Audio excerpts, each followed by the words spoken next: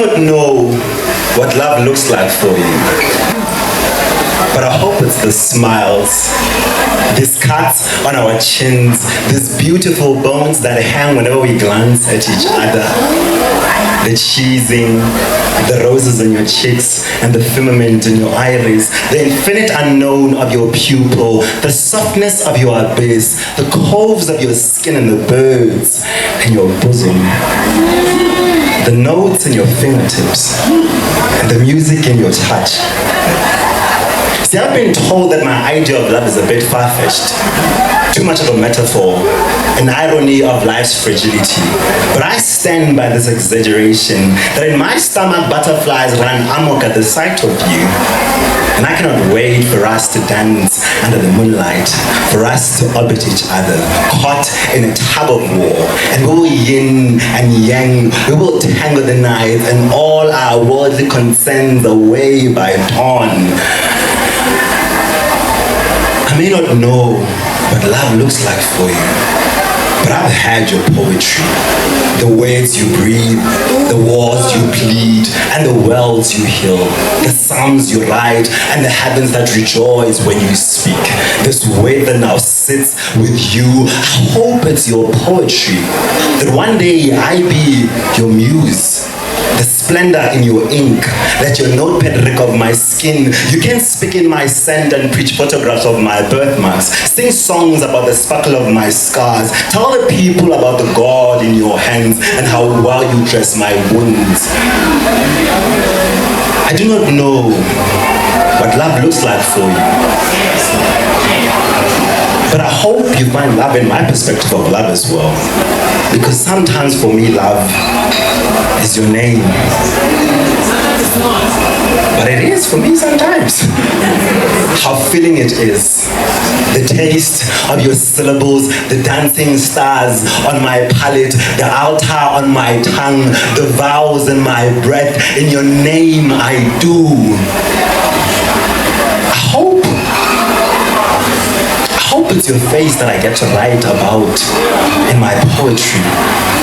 For the people to dance to the beat of our hearts and move to the heave of our lungs. I hope that one day I get to write enough poetry that I touch the hem of your heart and live happily ever after.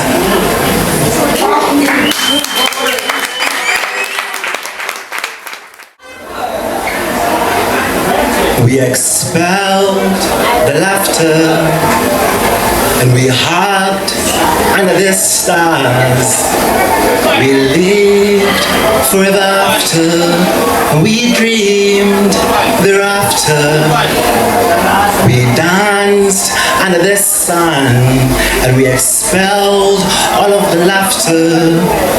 We lived thereafter, and we dreamed forever after. I had certainty that I had seen us.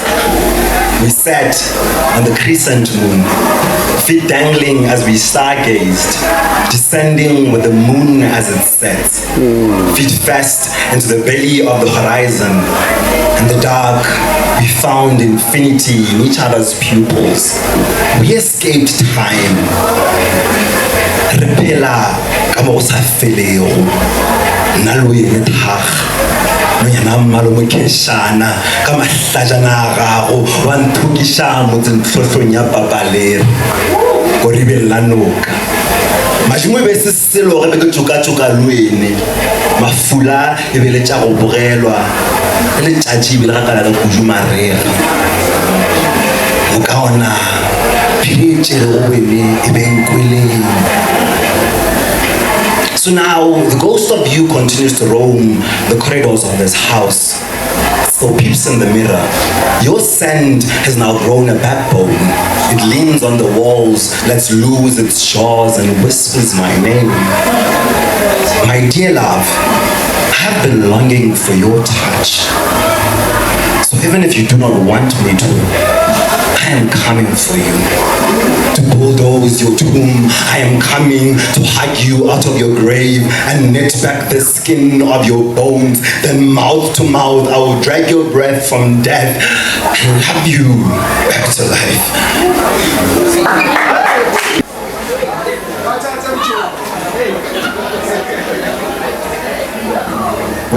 had a song.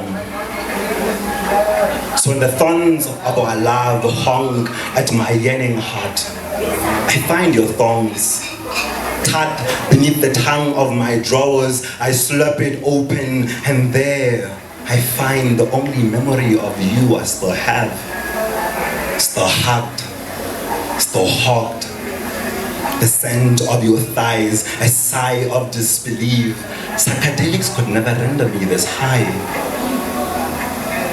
I remember the whistle in your hips, the melody of your strides, the jingles in your pelvis, the wiggles of my stomach, and the swindle of my single heart. The lisp of your hips was enchanting, the chips beneath your lips enhancing your laughter. I remember the soft landing of your callous palms that solaced the sores that hung my breath and tamed the heave in my lungs. My mother has never warned me about you, and there's always been something warm about you. You breathe vapor under the daunting sun.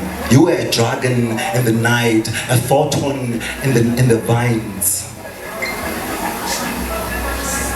A photon in the vines. Your love was most definitely enough. And I saw it every time your jaw stood struck, every time you would flap your lips and stars would emerge with an image of myself stuck to your teeth. Your eyes salivated, your eyelids biting into each other, your eyelashes grinding against each other, our missions finding each other. Your eyes spoke with passion in a fashion only you wore. So excuse my lashing in this war. I am merely fighting not to fight for the best love I ever saw. The love that had my heart sewn and surrender. The first love to leave this much gore, a flood in my core and blood oozing through my jaws. The floors of my floors are still wide open, draining the mess of our mishaps. And I am nearly at the end. So please, be patient with me. I'll read this one. It has a title. It's called The Whispers in Your Eyes. The past few moons have struggled to cross the firmament. It had grown wider and steeper. The sun dreaded dawn, heavily heaving by midday, longing for the horizon's embrace. And I too longed for your embrace. For my lungs to be in awe at how breathtaking your scent is. My skin has had writer's block. It could not write in braille if it was not for you, if it was not for your eyes to feast and your touch to heal. I have been dreaming of the taste in your food and the glitter in its audacity when it sees taste buds. I have longed for the joy in your throat, how it spills onto my day and at night tucks me into your embrace. However, at last, the weekend is here. The firmament has shrunk, its slopes offer grace, and the sun is cruising with an unbecoming haste. It sails to the west horizon. But with all that, my heart has set aside the weight of the week, and the souls of my soul float in the breeze of cool waters by the river. We have been offered grace too. We are free of our desks, and I get to gaze upon you. You do not say much, but I see the whispers in your eyes, and I am happy to see you too. This one is called A Backbone and a Ladder. What? A backbone and a ladder. To the boy who hardens the slip of my balcony and turns my heels gold. The boy who holds me close in the rain, you who scolds the rails for the malice and the advances. To the boy who unbuckles his backbone, unfolds it into a ladder just to ground me. You who storms the ground for the thoughts it harbors about my bones. You who teach the earth patience when it wonders how palatable my skin is and how filling my corpse could be.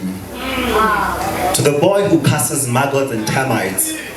Whenever the sky catches you off guard, remember there is a cave in me too, a home for you in my crevice, a pillow for you on my chest and a pillar in my bones.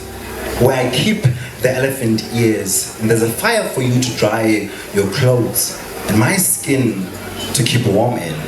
Thank you.